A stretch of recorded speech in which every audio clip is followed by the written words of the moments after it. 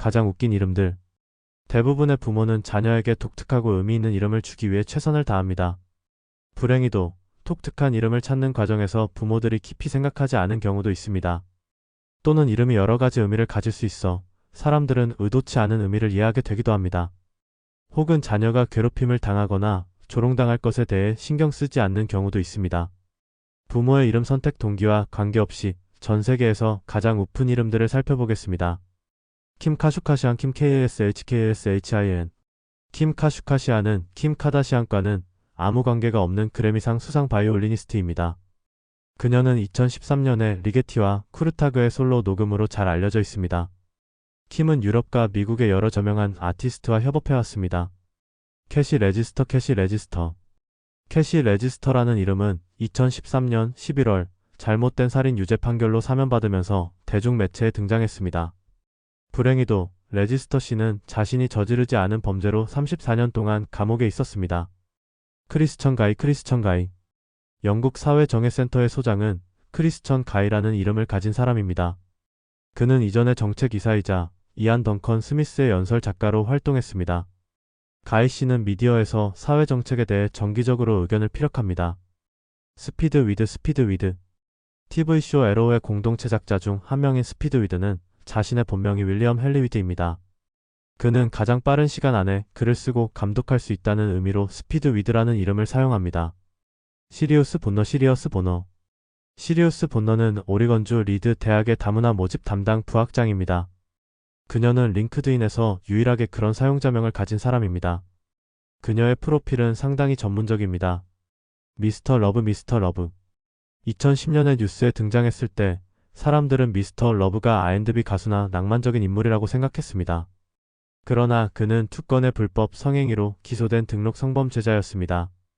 틱 파라다이스 DCK 패러다이스 70년대 미네소타 파이팅 세인츠에서 뛰었던 하키 선수가 틱 파라다이스입니다. 그는 팀에서 100경기 이상 뛰었지만 그의 독특한 이름 덕분에 더 유명해졌습니다. 루스 보링은 자신의 성과는 전혀 다른 인물입니다. 2012년에 사망한 그녀는 단호하고 공감 능력이 뛰어난 에너지 넘치는 여성으로 묘사되었습니다. BJ 워디는 테네시주 저먼타운에서 가장 기억에 남는 부동산 중개인 중 한 명입니다. 그녀의 이름이 적힌 여러 간판이 이 지역에 있으며 리얼터, 캄에도 등록되어 있습니다. 사드만 사드만은 이라크 육군의 관계 및 정보 부서의 이사입니다. 그의 전체 이름은 사드만 이브라임 자심 알무사위입니다. 그는 미디어 분야에서 학사, 석사 및 박사 학위를 가지고 있습니다. 딕버거 DCK버거 몇 년 전 홈디포의 기계 전문가 사진이 소셜미디어에서 화제가 되었습니다. 그의 이름은 딕버거였습니다. 이로 인해 그는 짧지만 새롭게 생긴 명성을 얻었습니다. 폴 투콕 폴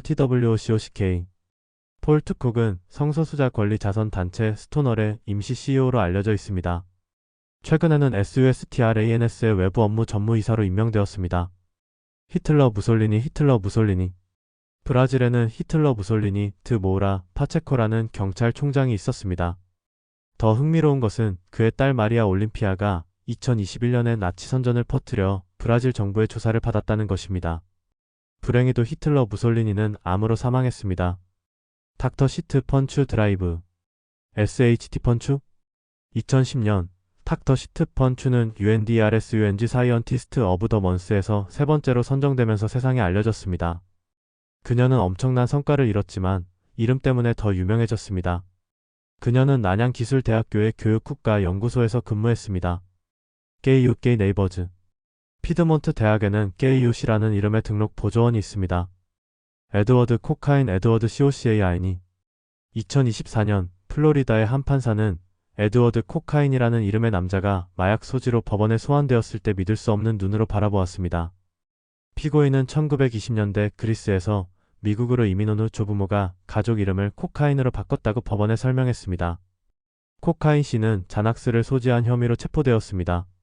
크리스탈 메세니는 그녀의 이름과는 달리 메스암페타민과는 관련이 없었습니다.